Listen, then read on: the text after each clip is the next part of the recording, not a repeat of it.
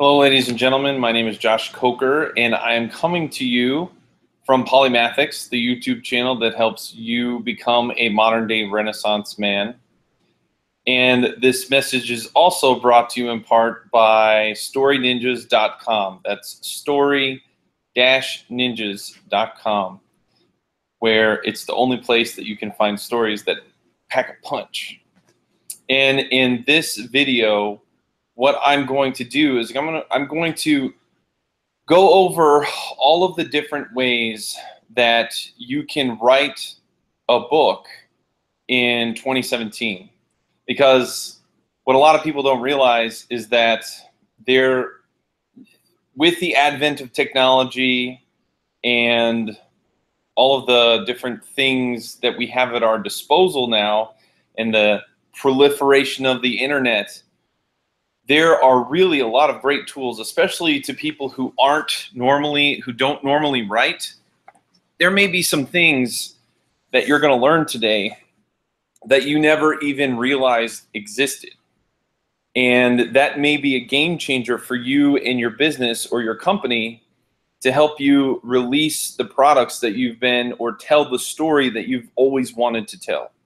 So without further ado, what I'm going to do is I'm going to do a screen share here, and we're going to switch over to PowerPoint mode here, and we'll just start talking about how to write a book in 2017. Now, first, what we're going to do is I'll give you an overview. We're going to talk about factors to consider when you want to write a book. Then we're going to talk about traditional methods, and then we'll talk about hybrid methods. So let's get into it. What are the factors that you want to consider when you're planning on writing a book in 2017? First, you want to consider what type of psychology you have, what type of book you're writing, the time commitment that it's going to cost you, the financial cost commitment that it's going to cost, because each of these are going to vary a little bit. The convenience of the technology that you're using or the method that you're using, the storage and organization capabilities that it has, technological requirements, and collaborative requirements. Okay, so let's talk about those a little bit more in detail. The psychology. What type of person are you?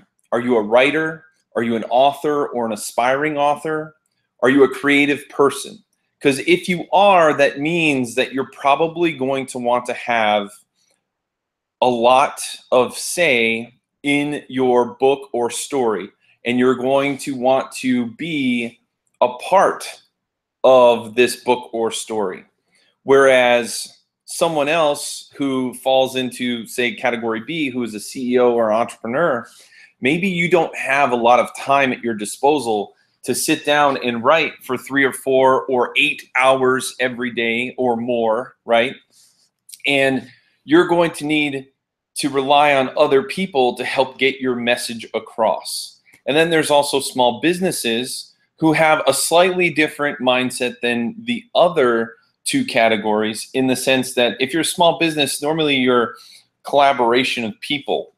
And so you might have a special product or service that defines your brand, and you really want to bring that to the forefront. But you need the tools and the point person to bring it all together into a product. So those are the 3 main psychologies. Those are the 3 types of people that I believe will benefit the most from today's video. Okay. The next thing you want to consider is what type of project are you working on? What type of book is it? Is it a fiction book? Are you what genre are you dealing with in fiction? Is it romance, fantasy, sci-fi, etc., etc., etc.? Depending on what genre it is, it might help you determine what the best means or method that we're going to go over is to write your book. The next thing to consider is, well, what if it's nonfiction? What if it's a how-to book, Or you've got your big idea. I'm thinking about the CEOs and entrepreneurs in the room. You know, if you have this big idea that you want to share with the world, you're going to have to use different methods than you would with traditional types of fiction writing. And then the same thing goes with processes, like if it's chronological or something like that. And then if we look at a brand, okay, again, this is kind of geared more towards the small business people. But if you have a brand and you're trying to promote your unique product or service, how is that going to change the type of method that you use to write your book? And it will. Okay, another thing to consider is the time commitment. How much time is this project or book going to take per day? Is it going to be minimal? Is it just going to require you to check an email or two? Pardon me, guys. There's people outside of my house right now that they're doing lawn care and stuff. So if you hear that in the background, I apologize. They should be gone in a minute. So how much time is it going to take during the day? Is it just going to be you check your email and see the progress of the project and maybe you review it whenever the drafts come in? Or is it going to be a part-time deal where you're partially in the brainstorming and the, here come the lawn care guys again. I'm sorry, guys. This won't be the whole time. They just zipped through here real quick. So if it's a part-time commitment, then you're likely going to be giving like the overall ideas of the book, the outline of the book. The ghostwriter or whoever you're working with might come to you and ask you specific questions in order to get your idea across. But it's not going to take your full day every day to get this thing done. And then the third type of time commitment is a full-time commitment where you're writing every day for several hours a day. It eats up pretty much all of your time, but you are fully in control of the project. And those are really the three main breakouts. And this is considering that you're trying to get your project out in a reasonable amount of time. And I'm talking about anywhere between, say, a week or 2 weeks to 6 months. Anything beyond that, I mean, sure, you could slack and it could be minimal, but how much of your project are you actually going to get done? Okay, the cost commitment. We just spoke about the time commitment, and the reason why the cost commitment is so important, these are two things that you're going to have to balance out, because the less time you have to spend on your project, more likely the more time more likely the more money it's going to cost you. Now, these are some general numbers, but again, you know, I'm a co-founder of an independent publisher. We've written and published several books, so I understand what goes into all of this. Normally, you're going to have a couple different categories. It's going to cost you nothing, but that means your time commitment is more than likely going to be full-time, and that's all you're going to do every day, all day.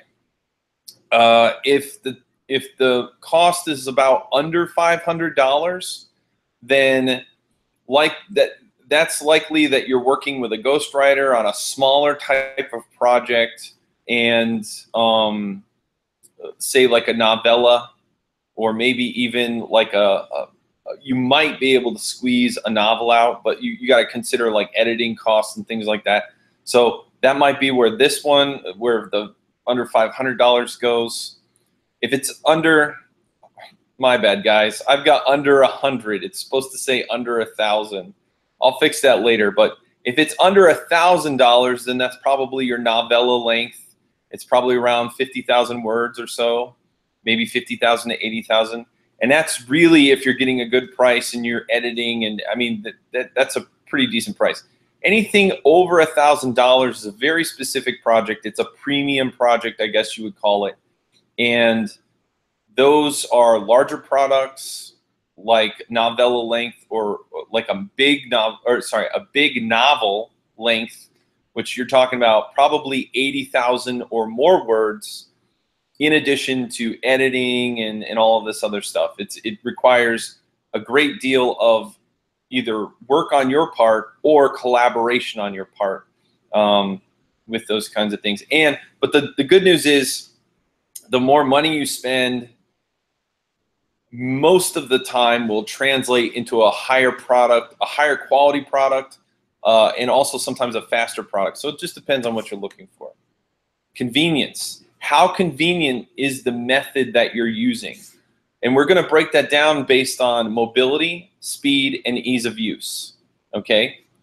And then storage and organization.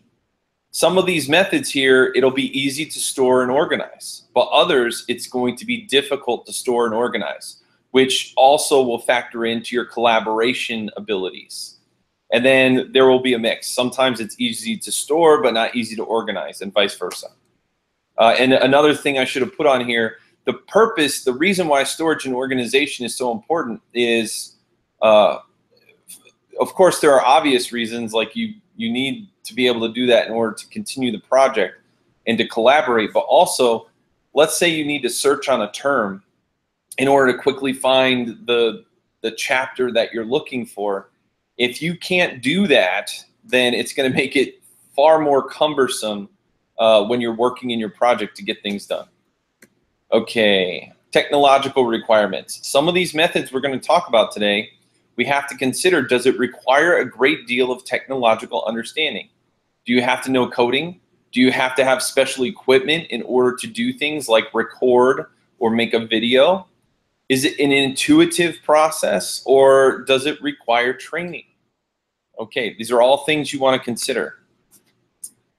And then the final thing that you want to consider before or as we go through all of these different methods of getting your book done is, what are the collaborative requirements? How many people are going to have to work with the product?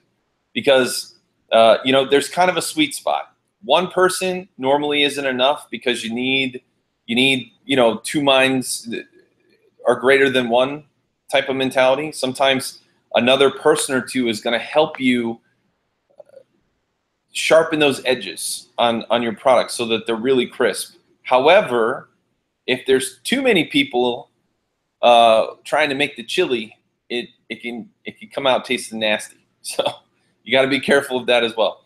And then also, depending on who you're working with, how easily can the things in your book or in your product or your idea, how easily can they be misunderstood?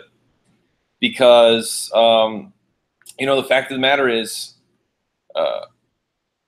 sometimes you can go through multiple drafts and you still will not get the idea that you're going for. So you got to consider that when you're deciding on what method you're going to use to write your book or your story. All right, so now that we've talked about all the things to consider as we go through these, now we're going to talk about the traditional ways to write, quote unquote, write a book. Now, the reason why I put that in quotes is because sometimes you're not literally writing the book. Sometimes you're dictating, sometimes it's being transcribed. But at the end of the day, a book is created. So there are two main methods. You write it yourself, or you have someone else do it for you. The first one, we're going to talk about the different ways that you can write a book yourself, the most common. Okay, and there are four. You have pen and paper, you have typewriter or computer, you have dictation, and you have templates. Those are the four traditional ways that you can write a book yourself. So let's take a look at those. Pen and paper pros. It's cheap, right? Everybody can afford pen and paper. Heck, you can sometimes find pen and paper just lying around the office or in the trash. I mean, a kid can get pen and paper. Another thing is that it's ease of use. Not just is it convenient, but like I said before, a kid can pick up a pen and paper. If you've passed the first grade, you know how to write and read. So it's fairly easy to use a pen and paper to start jotting down notes and writing your story. In terms of ease of use and quickness as well, we got to consider, if you have a notebook or a notepad, or, you know, even if you have a napkin, you can write down notes or an idea just about anywhere you go, and we'll kind of talk about that in a minute. So those are the pros, is that it's very easy to use, requires limited technology, limited cost. So there you go. Now, what are the cons? The cons about using pen and paper: it still will have to be typed if you plan on having any more than one book, or I mean, unless you wanted to write it out hundreds of times. I mean, that's ridiculous. If you want it to be a digital product or have multiple copies, it's still going to need to be typed. It takes a long time.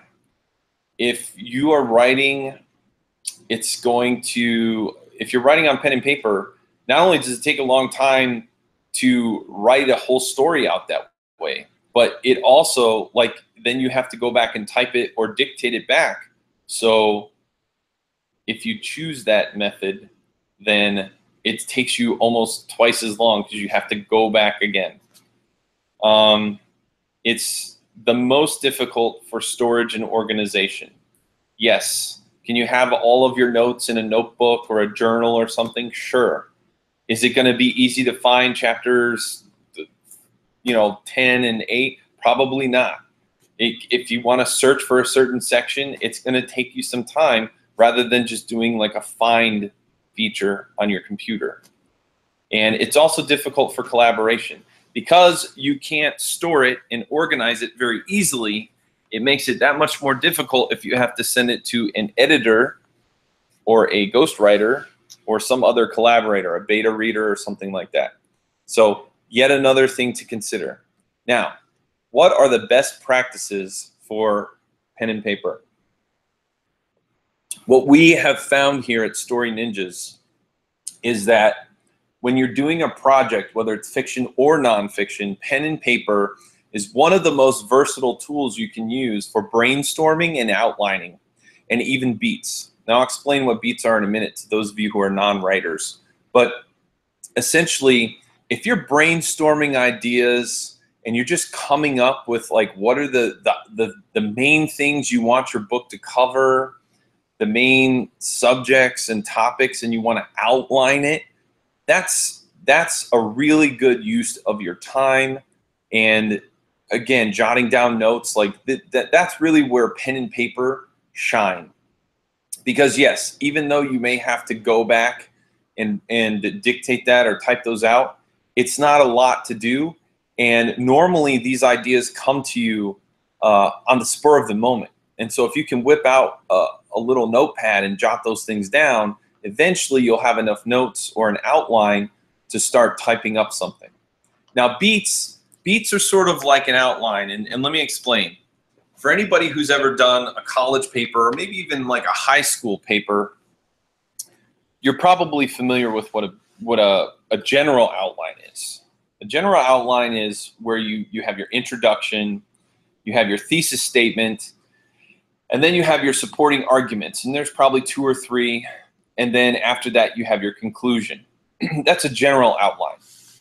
The beats are essentially everything that goes in between the general outline. They're not quite polished sentences or paragraphs, but they're like, let's say your supporting argument was that, I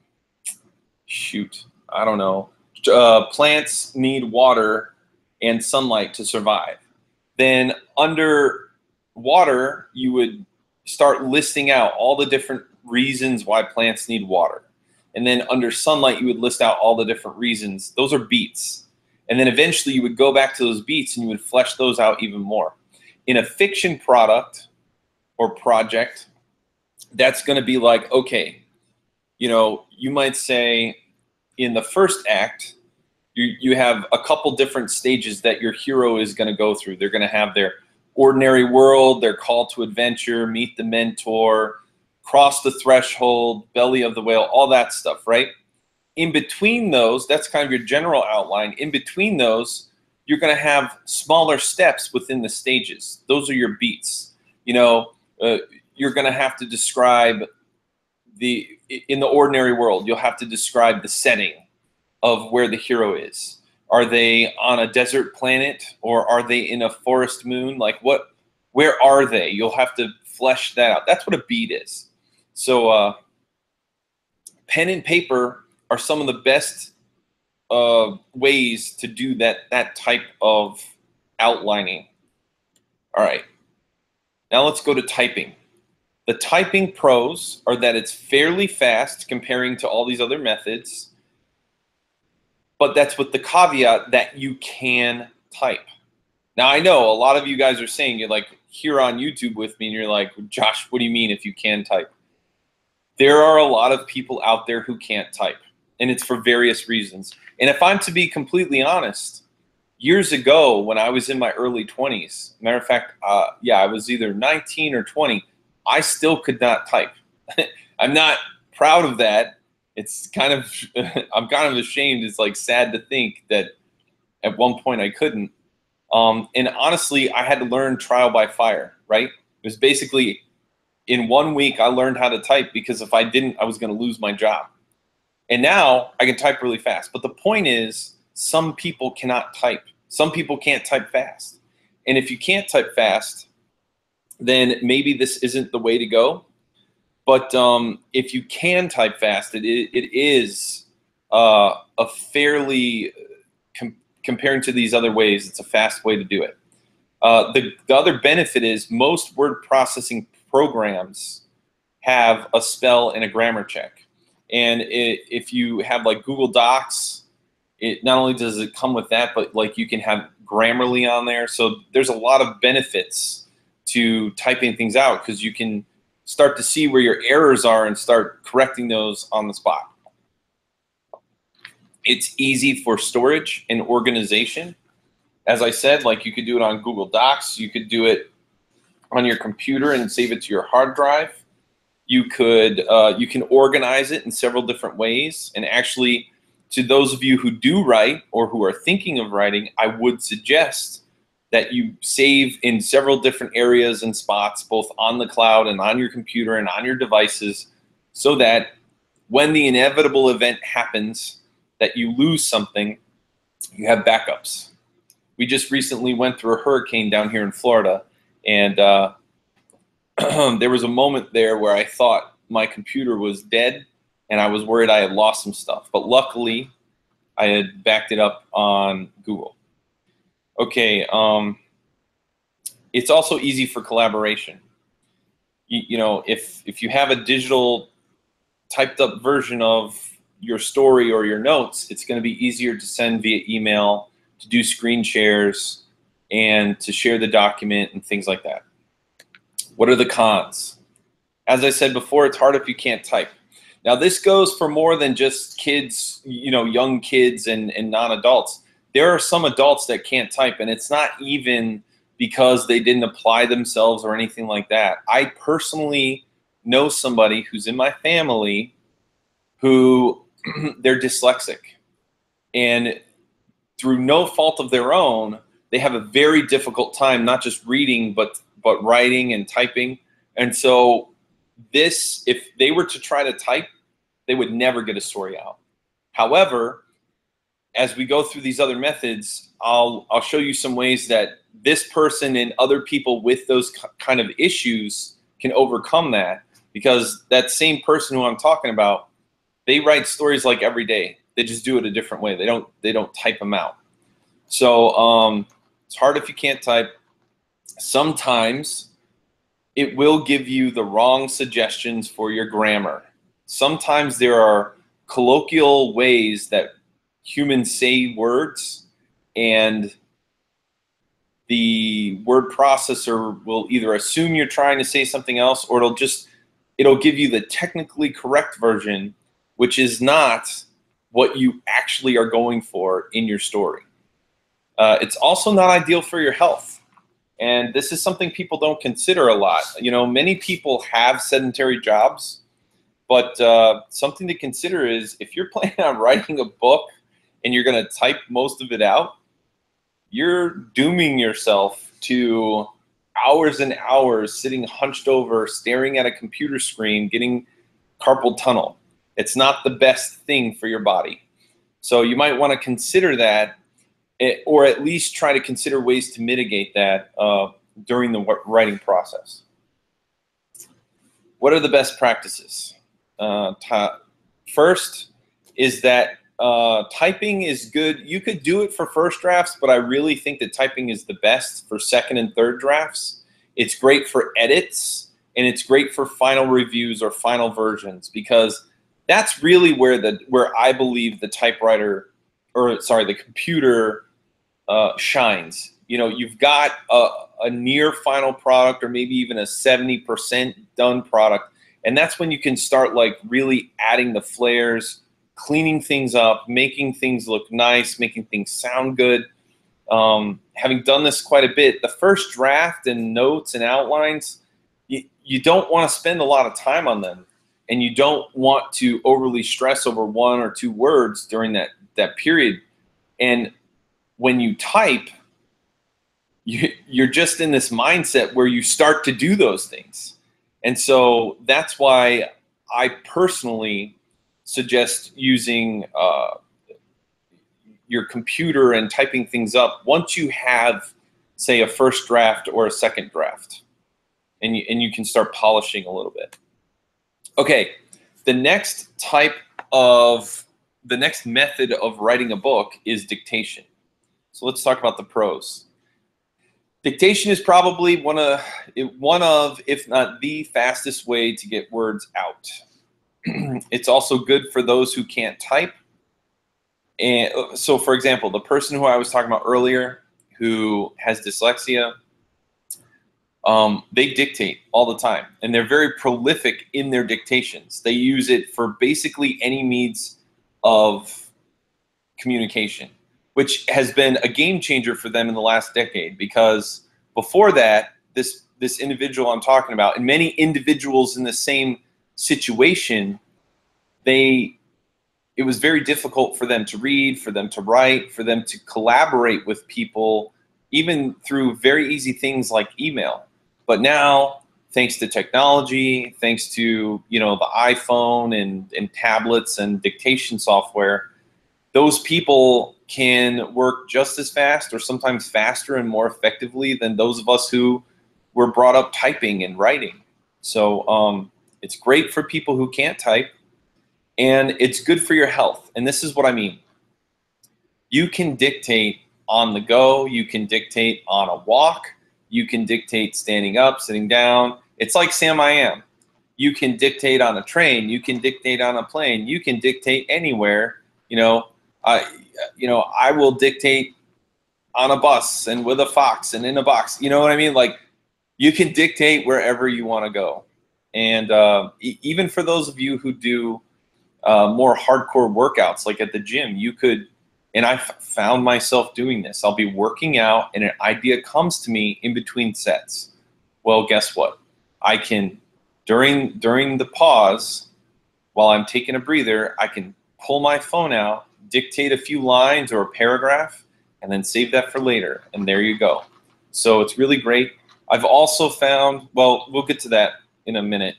Let's see, number 4, it's easy for collaboration and storage. Again, just like typing, because it's in a digital format, it's going to be easy to send emails, save to documents, and store. Very easy for that, very conducive for that. The cons. Dictation is probably the most messy and inaccurate of all writing methods, because it depends on your environment. If you're outside and the wind is blowing, it's going to be very difficult for your device to pick up the right words. And so what it'll do is it's going to guess, and it might become very inaccurate. It might guess the wrong words. The other thing is, it does require, I don't have this on here, but it requires a little bit of training in order to do this. When we talk about technology considerations, it requires a little bit of training, because you have to know what to tell the computer for punctuation. You have to tell it to put a period, a question mark, a quotation mark. And if you don't do that, then you're going to spend a lot of time in edits. And that's why I have, for number 3, difficult for edits. For number 2, I have not ideal for fantasy and science fiction. And the reason why I said that is because science fiction and fantasy deal with people and places that aren't real. So a lot of times you'll have characters with exotic names. You'll have places with foreign sounding names, and the dictation software is not going to know what that is. And it's a very cumbersome process to try to teach the dictation software those words. And many times it still doesn't work even after you do that. For example, I have a character in a story that I've been working on called Haruki, and another character, his sidekick is Tipperty.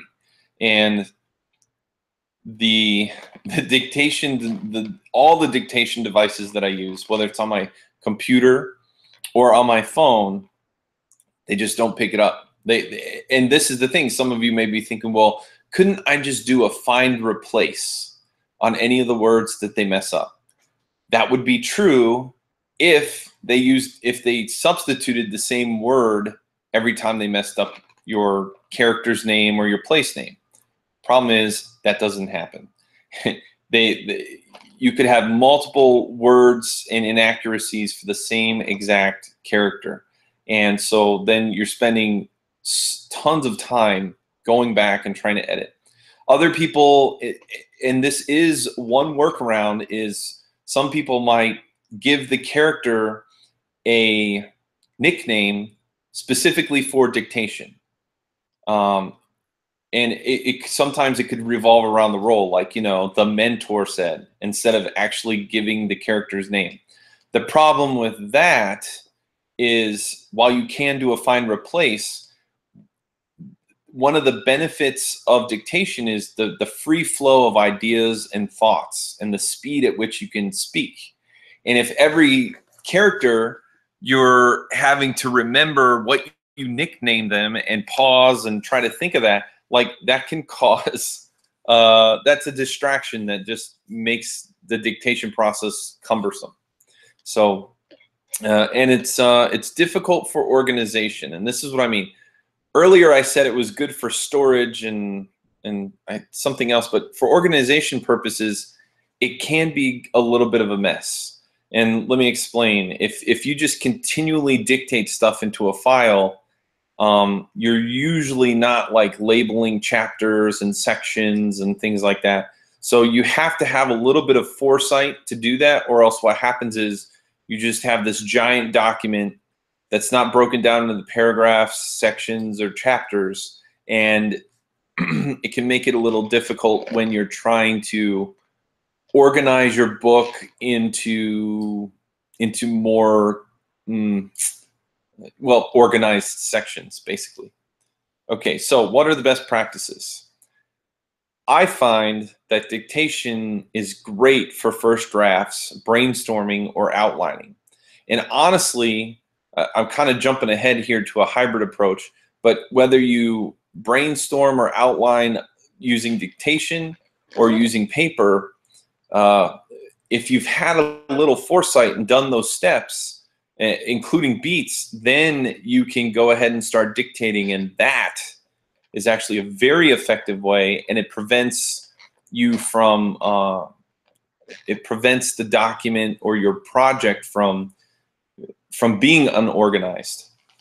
It's good for your health. As I said before, you can take it with you wherever you go. You can do it standing, you can do it sitting, you can do it walking, you can do it working out. And I personally, one of my favorite ways to dictate for a project is while I'm walking. You could go for a long 45-minute, 2-hour walk, enjoy the environment, enjoy nature, and,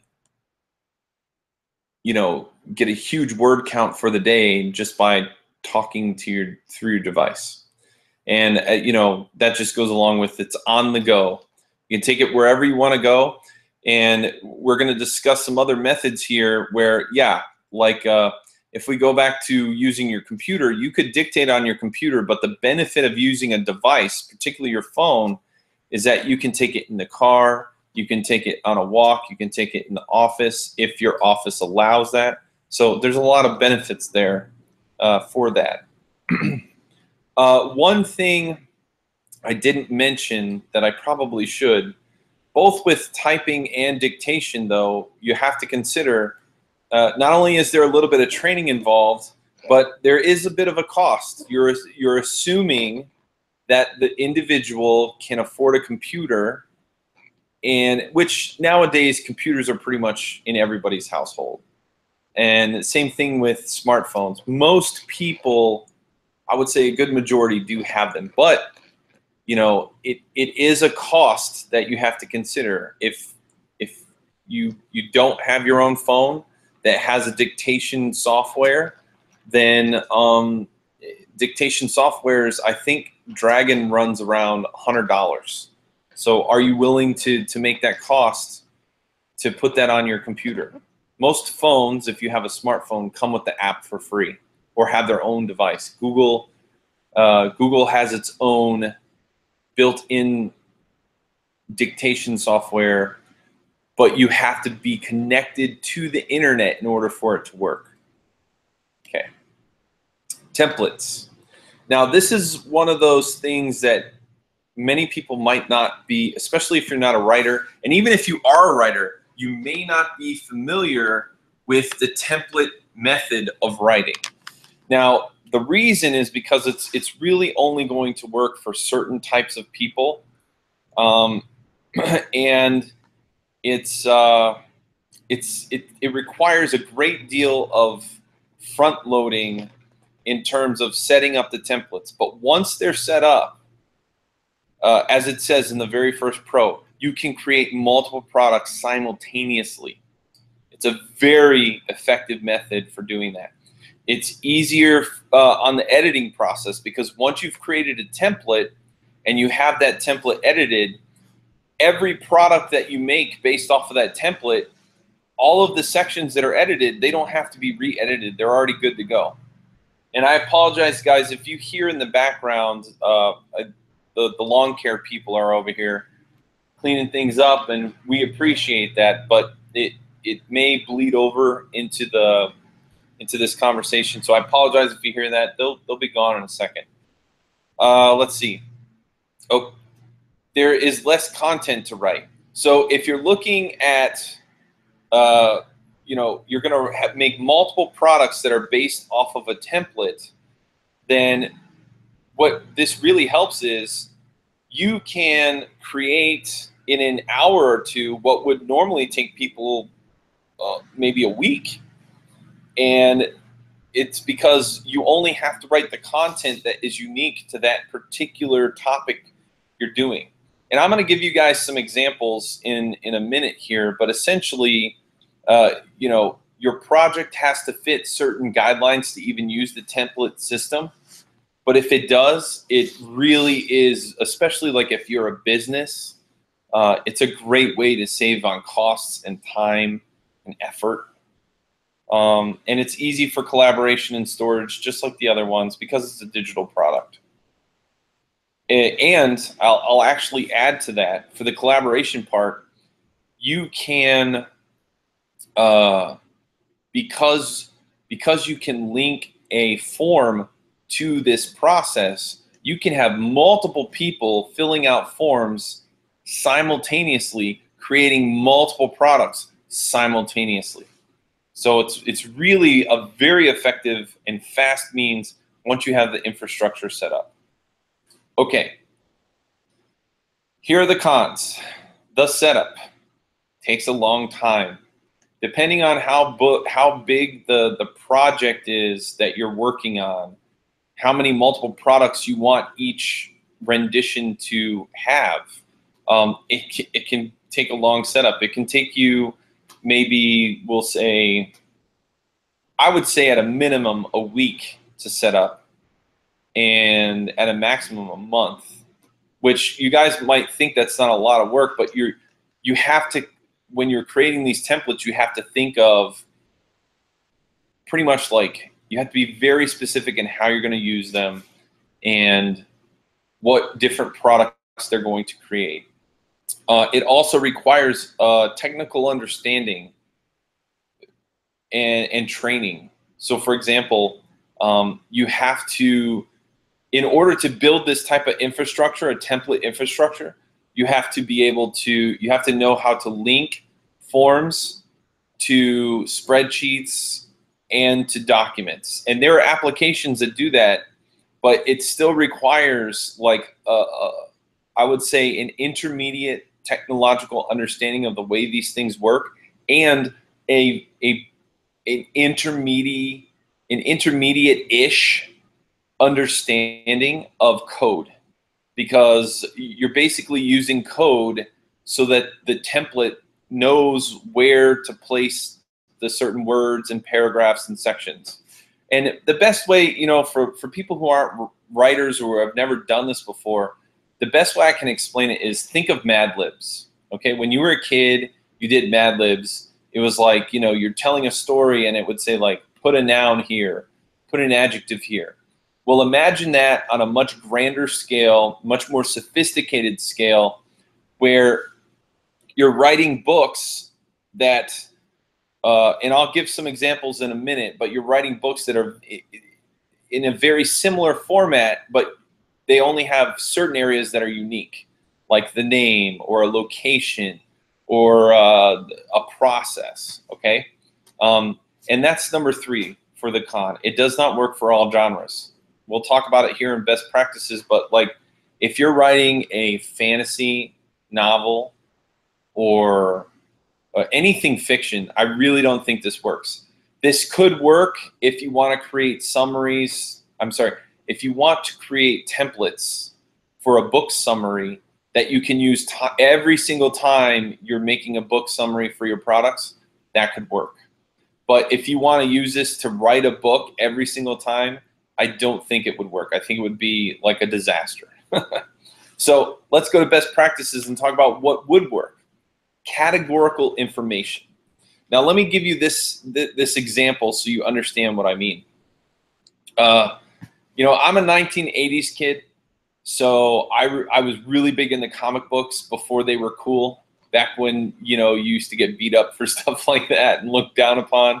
Girls did not think it was cool. And they had these, Marvel came out with these comic book cards, and I used to collect them. And what I loved about them was, on the front, they had a picture of, like, my favorite superheroes, so like Spider-Man, Wolverine, Cyclops, whatever. Or maybe your villains like Magneto and Mr. Sinister. And then on the back, it would tell you, like, okay, what is their real name? What's their height and weight? Where did they come from? What first comic book did they premiere in? And then it would give you a summary of, like, who that character was, their backstory. And it was just so fascinating. But if you look at the underlying principle that they were using to create those cards, it was a template system. On the front, you put a picture, and then on the back, you fill out the name, the height, the weight, the background. It's the same information over and over again, but the content is just different based on the hero. And so this would work well. The template system really works well when you're writing products or books that are in that type of niche, right? So for example, people who do analysis of, say, books or historical documents, like, let's say you were to look at historical books that come from the Bible or something. And I'm just going to use one that I'm fairly familiar with. If you look at the Old Testament, the story of, like, the 10 Commandments, most people know about the 10 Commandments, right? There are some key figures in that story. There's Moses, there's Joshua, there's Moses' brother, who I kind of forget. There's the Pharaoh, right? Each one of those individuals, you could create a book about that's like a character study. And so anybody who's doing analysis on those, they could use those as a, what's the word I'm looking for? As a reference. And so you could use templates in order to create those books very quickly. And And I haven't put out any products like this yet, but pretty soon I'm going to have a whole series that deal with the topics that I write on that will be capitalizing on this template infrastructure. And so like it says, it's good for a series of books, and it's normally good for nonfiction books, and I agree with that. Now, you could use it for blog posts and articles. That's another great way to use it. And you could also use it for, like I said, like summaries, or maybe a plot outline tool or something like that. You could use templates. Now, you know, I'm saying all this, and I'll give you guys more information at the end here, but as I'm going through each of these items, if you guys are thinking like, oh wow, that sounds like a great idea, but I can never set that up, or I can't do that, I don't have the time, or I don't have the technological understanding. Hey, we here at Story Ninjas, we're here to help. And if you guys are interested in these things, but you don't have the time, and you don't have the know-how to get these things set up, contact us, and we'll try to set you up with something nice. We'll try to set you up with something good, something that's tailored for whatever project that you're looking for. Now, I will say this though, you know, creating a template, as I said before over here, the con is it takes a long setup. And if you don't have the time, then that means you'll probably end up spending a little bit of money to have someone like us set something like that up. But the benefit is that if you are doing something like this, a nonfiction book that is a series, or maybe a blog post format, like it's going to allow you to really just start prolific writing all types of products and lead magnets and things. Okay, let's see. All right, now we're in the second section, which is of traditional writing books, which is the ways that someone else can write a book for you, okay? And you have three main methods. You have a ghostwriter, personal dictation, and video transcription. So let's take a look at those. The ghostwriter. And for those of you that aren't familiar, a ghostwriter is someone who you give them a writing project, and you say, okay, you know, I need a 10,000 word novella that is a, I don't know, romance novel, right? And you could be very detailed and give them the outline yourself, or you could be very vague and say, you know, surprise me. Show me what you got. And that person will take, say, 2 weeks to a month to complete the project. They'll send it in. You'll request edits and then send it back. So that's kind of the way ghostwriters work. And here are the pros. You could do multiple projects at one time. And that's twofold. So you could have two completely different projects. Like you could have a science fiction project and a romance project going on at the same time. And all you do is you give them to two different writers, two different ghostwriters, and they're both working at the same time on two different projects. On the flip side, if you wanted to, say you wanted to push out a series of products really fast, well, what you could do is you could kind of outline either your story or your book. Maybe it's a process, right? And each step of the process, you want to have a book for, or a pamphlet for, or something, right? So what you would do is you would outline those steps, and then you would say, okay, for book one, I'm going to go to Ghostwriter 1, and at the same time for book 2, I'm going to go to Ghostwriter 2, and you could give, say, 5 ghostwriters 5 different books that are the different stages, 1 through 5 of your process. And you give it to them at the beginning of the month, and then at the end of the month, you get all 5 books, first drafts, and you have your entire series now already set up. That is a very fast way to do it. And there you go. That's the second pro. It's a fast way to get multiple projects done. and it's very conducive, and it depends a lot on collaboration. And the best thing for you is that it allows you to save up your brain power. And what do I mean by that? If you had to write all those books, then you're more than likely not going to have enough brain power to do a lot of intensive things during the day, mentally intensive things during the day. Because writing, even for people who have been doing it for years and have done a lot of, like, it's not an easy thing to do. It eats up your mental capacity throughout the day. And so allowing to, especially like I'm thinking, you know, if you're a CEO or entrepreneur or even an aspiring author, you want to be able to focus on the things that are most important to you, whether it's in your business or even in your story. And so having your brain power saved up for those impactful moments or those impactful sections, that's really that's a game changer. Now, here are the cons. It relies on communication. So its biggest strength is also its biggest weakness. If you get, number 2, a bad ghostwriter, then you know, well, let's look at number 3. Number 1, 2, and 3 are pretty much all tied together. If you get a bad ghostwriter, then there's a good chance that they'll misinterpret something that you said or wrote down, and then you're going to get a wildly different story or book than what you had imagined. And sometimes you just get a bad ghostwriter, meaning that, like, maybe they understood what you said, but they're just not a good writer. And so, you know, there's a whole art in selecting ghostwriters. And you know, while there are methods to filter out a lot of bad, you know, it's type of, like, say, nonfiction, but they're really bad at fiction.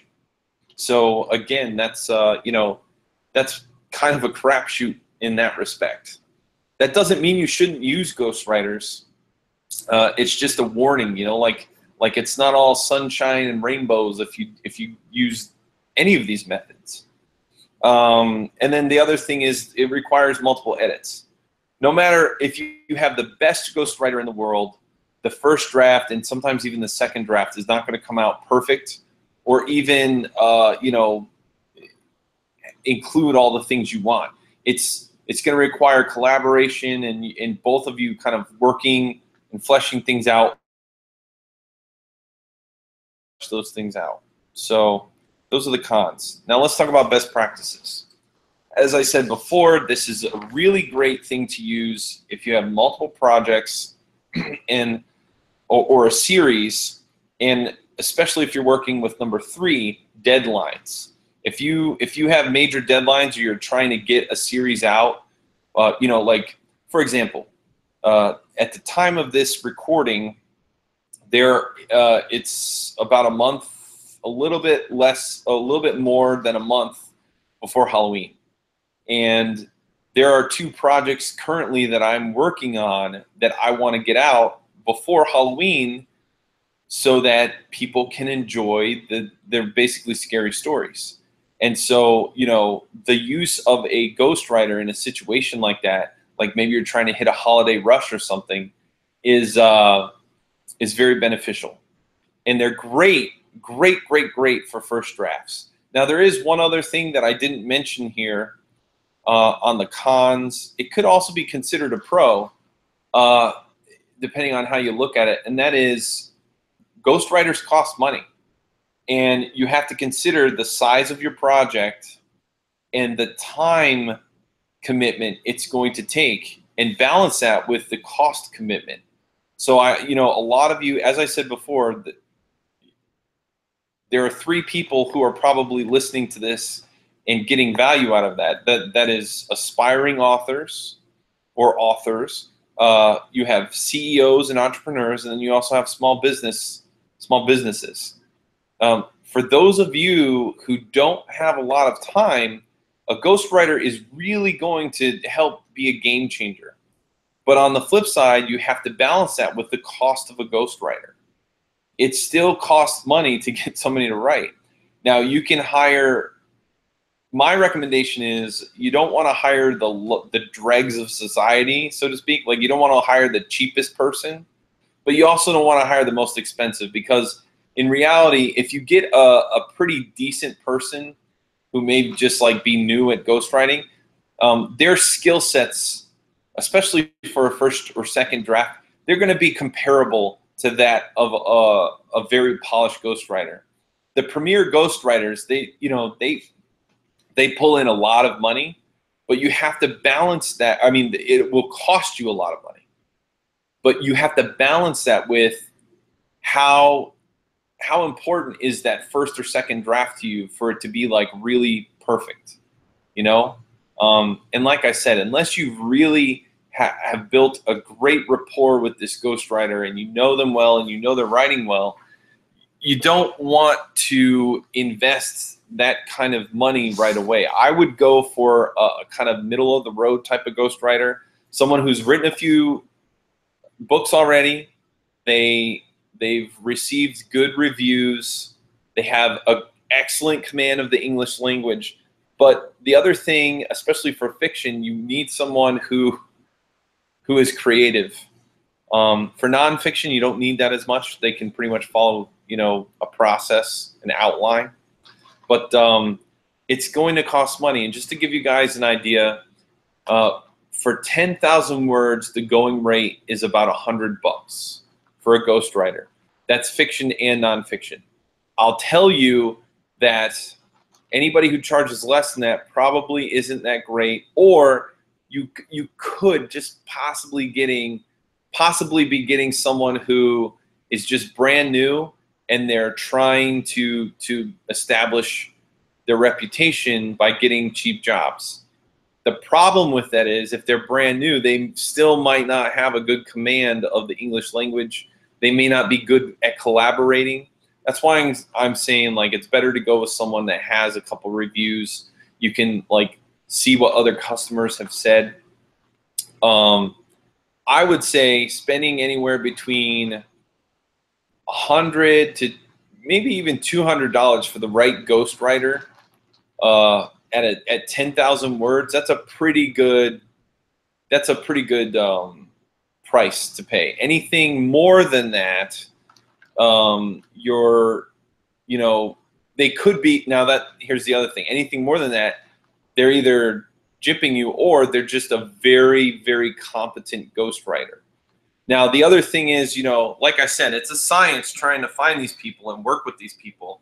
And if that's not something that you want to do, if you would rather have somebody else do that for you, send a message to us at storyninjas.com. It's story-ninjas at story-ninjas.com, and give us an idea of what your project guidelines are, how many words, what type of genre and stuff like that, and we'll see if we can fit you with someone that can get your project done. Okay. Personal dictations. A personal dictation, not to be confused with dictation that we talked about earlier, is when, this is kind of old school, this is when someone else sits down and types up for you as you dictate to them. So, something that many people might be familiar with is like, if you go to court, sometimes there's a person typing down all of the words that people are saying. That's essentially what's going on. Now, this can be done either in person, it can be done over the phone, or it can be done via online, like, doing a Google Hangout like I'm doing right now. And the benefit is it's fairly fast. You don't have to type, so it allows for a free flow. That's number 4, free flow of your information to get out. It allows for collaboration, and what I mean by that is, you can have whatever relationship you want with your transcriber, but if once they're finished, you can kind of ask them, like, did that make sense? Was there any part there? They can be sort of like your first beta reader and give you some ideas on where the story might be lacking or might need a little bit of more fleshed out. So it allows for collaboration. It allows for your brain power again. Just like I said earlier with one of the other methods, it allows you to still go throughout the day with mental energy and not be completely drained from writing for hours. Okay, next, dictation cons, personal dictation cons. It relies on communication. And, it's similar to the device issue with the dictation we talked about earlier. A device might have inaccuracies or it hears you wrong. A person is not a machine, and no matter how fast they write or no matter how fast they type and transcribe, there is a chance that they might mess something up. And that also that reminds me. I said that you can do it over the phone, you can do it in person, you can do it online. You can also record yourself and email that to a person. But again, transcribers, they're not 100% accurate, and a lot of times it's going to be hard for them to, what's the word I'm looking for? Make a book out of what you're saying. They're just essentially writing down notes. You can also lose a transcriber.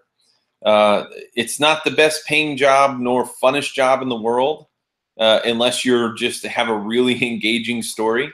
So most of the time transcribers are like, they could be college students, they could be people from abroad, maybe a stay-at-home mom or dad, and depending on what you're paying them and how interesting the project is, they may move on to bigger and better things.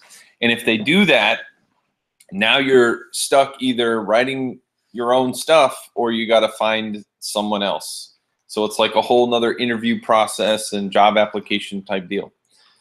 And it's going to require multiple edits because most of the time, if you're using a personal dictation, a transcription type service, that's really only going to be for your first or maybe even second drafts. But once those are out, you're going to have to go back to actually editing on a typewriter or on a computer, either yourself or an editor, like a content editor or something. Okay, best practices. As I said, it's good for first drafts and maybe even second drafts. It's good for keeping your sanity and brain power.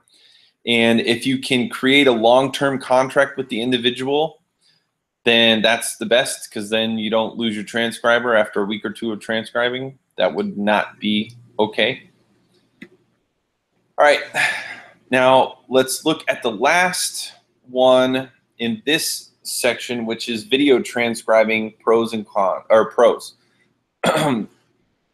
Just so you guys understand, in order to do a video transcribe, that is going to, it's almost like what I'm doing right now. You're recording a video, and if I so wanted to, and maybe one day I will, I could take this whole entire video and send it to a company that transcribes video and audio. It's not as fast as the other two dictation services, but eventually, say in a week or two, you end up getting your fully transcribed script back. And from there, you have a very viable first draft. And because if you've done like I'm doing right now, you've outlined and you've kind of broken it up into sections, that first draft should be pretty, what's the word? It should flow pretty well and make sense. A lot of like fiction first draft, a lot of first drafts in general can be kind of messy and sporadic.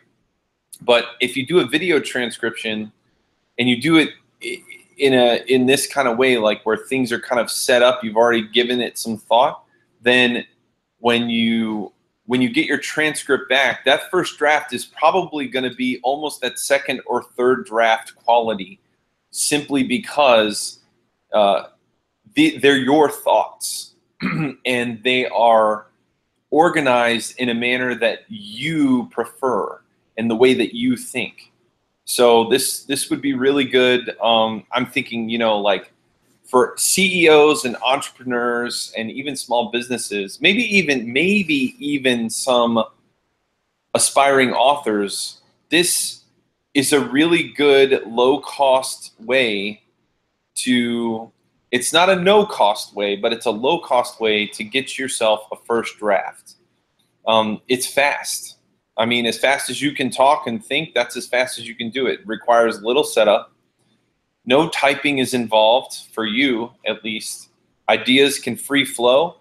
And something along with this free flow is that you can really capture your own voice. And what I mean by that is, if you read, anybody who's a writer and you look at writing books that teach you how to do, you know, structure and plot and all this other, one of the key things that authors are always told is, like, you need to find your voice. Well, what the hell is your voice? Who knows, right?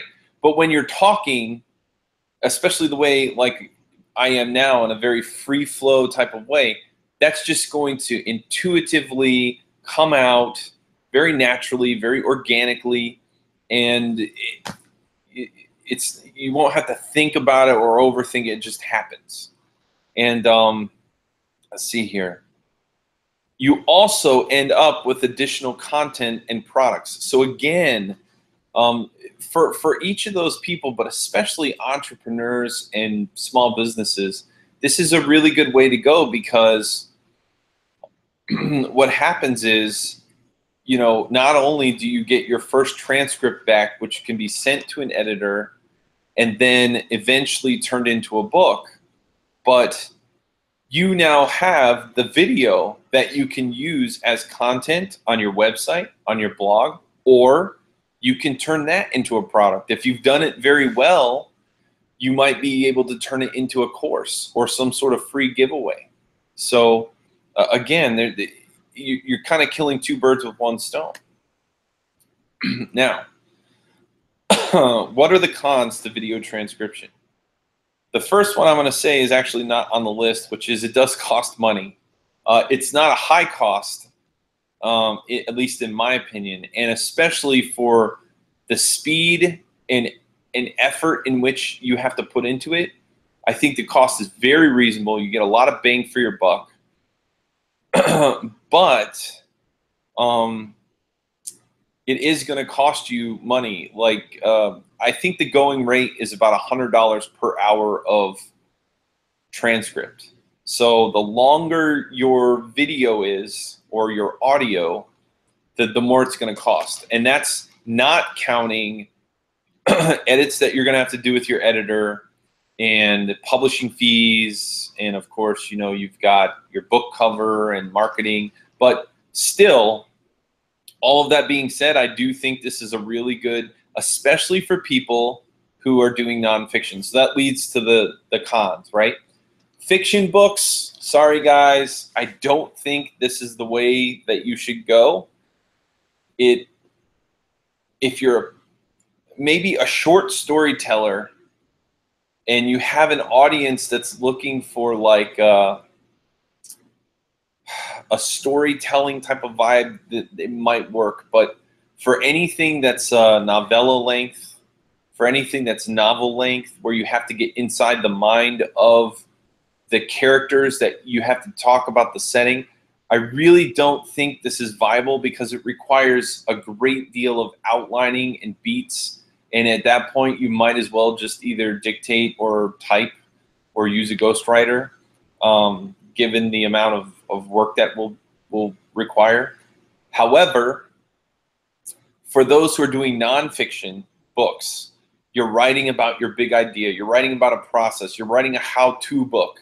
You're writing about special services that you provide, something unique about your brand. This is probably one of the best ways that you can go. Now, as I said, editing is still required, and it does require outlining up front. But for books like I just mentioned, the outlining is pretty minimal, and especially since you're not giving it to someone else to write or read, it's coming from your own mind. So these are really just notes for you to remember what to say. Best practices, outline up front, gotta do it. And that really goes for all types of books, not just video transcription. The more outlining you do up front, it's like creating a roadmap. It's like looking at a roadmap and creating a route that you're going to go. Yeah, you might run into a blocked road and you got to take a detour, but it's far better for any of these to have an outline up front. That way you can, get through it, and the flow of thoughts makes sense to your audience and to your reader and to you. They're best for nonfiction and process-oriented books, and it's also best if you have an editor collaborating. So once you've finished your video and it's been transcribed, the next step is you send it to the editor, normally for both content and grammar edits. And then it should be really close to be ready to be published. Okay. All right. Now, the last thing we're going to discuss, because I've just given you a fire hose of information. I've talked to you about, traditional types of writing your book, non-traditional type. This is the non-traditional types, these hybrid approaches. But I've talked to you about how you can write it yourself, how you can have someone else write it, all the things, all the factors that you have to keep in mind if you're looking at these methods and approaches, to consider like what type of psychology you have, what is the time commitment, the cost commitment, et cetera, technology, what's involved, how convenient is it, all of those things. Now you know. Now let's talk about how can we use them in 2017. How can we use hybrid approaches? And I've just got a couple examples here, because it's pretty self-explanatory now that you understand the different ways. And I'm not going to, this is an all-encompassing list. This is just to get the juices flowing so you understand how you can now take the methods that we just talked about and balance them with your time commitments and your responsibilities and your fiscal, like your costs. And you can balance out like what works for you and what doesn't, because at the end of the day, no writer, no author has the same process. J.K. Rowling has a completely different writing process than Stephen King. And Stephen King has a completely different writing process than George R.R. Martin. They're all great writers. They're all successful writers, but they don't use any one way. And that's one of the real takeaways from this video is you have to find the way that works best for you, for your goals, your desires, your company, and what works for one person, what works for me may not work for you. So here we go. You'll see though, at the beginning and end of each one, they're kind of like bookmarks here. You can outline. I mean, you should outline and you do a final edit. And it should always be you, because you're the one that's creating the product. These ideas are coming from you. And then at the end, you want to make sure that your product is saying what you wanted it to say. And that's the real goal there. Now, in between here, you also see there's like edits. And yes, sometimes you'll be the editor. Sometimes someone else will edit. Sometimes it'll be a content edit. Sometimes it'll be a grammar edit. But the editing process it could be done by you or someone else. The final edit should always be you. The final, before it goes to publish, it should always be you. Now let's take a look at this. And we could outline with paper and pen, and then we could do a video, send it to an editor who is not us, have them edit it into a book, and then we just do the final edit and then send it out for publish. That's one way we could do it. If I were to take this one right here, this whole video that I've done, we could just tweak that process a little bit, and you could see, like, instead of outlining with pen and paper, we could say that I outlined with PowerPoint, because that's pretty much what you've been looking at, is PowerPoint slides. Then I did a video on it. I could send it to an editor. I could edit myself. Sorry, not edit. I could transcribe it, right? That's kind of missing here. It goes video, transcribe, then editor. And then I would give it a final look. Let's see. We could outline with pen and paper, or we could dictate it on an outline. Then we could dictate the story using the beat method that I talked about earlier. Then we could send it to an editor. And we could even, like, let's say we dictate the first draft and it doesn't feel 100% good. It's not ready for the editor. We want more, but we don't want to be the ones to flesh it out, because it takes too much time, too much brain power. We could put something here in between the dictate and edit that was ghostwriter. So we could outline with pen and paper, dictate the first draft, send it to a ghostwriter, then send it to an editor, then we would do the final edit. Here we go. We could also outline our book either on, well, in this case, you would want to do it, you would want to type out an outline or dictate an outline, send it to a ghostwriter, have them write it, go through a couple edits, either yourself or an editor, and then do the final edit, final cut, and then send it to publish. And then you could, man, I don't know what I was saying here, right? Oh, I see. Okay, you could outline in any of the ways we said before. You know, you could do it on pen and paper, you could dictate it, you could type it. Then right here I have write it. What I really meant was you could type it. You could type it all out, your first draft.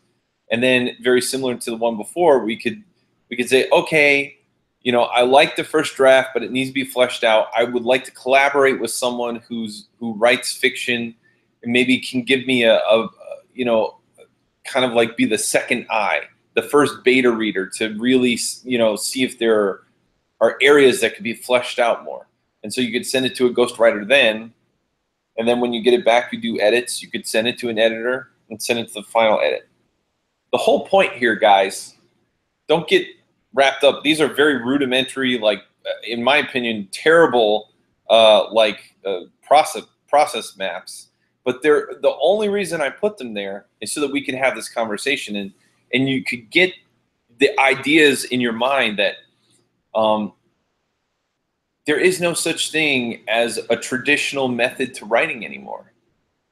There are so many different ways that you could write, that you can dictate, that you can transcribe, that now in 2017, with all of the technology that we have, you no longer have to rely on those traditional approaches. So because of that, it offers a lot of options to you, depending on what your personal situation is, what your personal psychology is, the time commitments you can provide, the cost commitment that it's going to require, the technology requirements, all of these different things you can take into consideration, and then decide to yourself, where do I fit on these pendulums, and what is the best method that I should approach this with. And and so the final thing I'm going to do is I want to give you guys a plug. Let me share my screen one more time here. Screen share. Yep. I'm going to show you guys. Okay. So story-ninjas.com. It'll take you to our website. And if you go under services, a lot of the things we just covered here, right? These are the type of people that we work with: aspiring authors, entrepreneurs, CEOs. And we offer services that help you in a lot of these different areas, because the bottom line is the best product that you can make. And here, I'm just going to show you a glimpse here and then go back to me. Our services, by the way, of course, there's a free consultation so that we can kind of sit down and have a conversation about your product. But our services fall into 4 main categories. We'll either help you write your book, we'll help you edit your book, we'll help you publish your book, or we'll help you market your book. Now, pardon me, I have something in my eye. This whole video, I just basically went through all the different ways that a person can write their own book. Some of them you could do it all on your own. Some of them you do it with devices and technology. And some of them you do it by collaborating with other people. Now, I would be doing you a disservice if I didn't say that, like, the writing process is difficult, even if you are a writer. It can be fun and rewarding at times, but it's not all peaches and roses. And no matter who you are, you could be a great, amazing writer. Collaboration really does add to a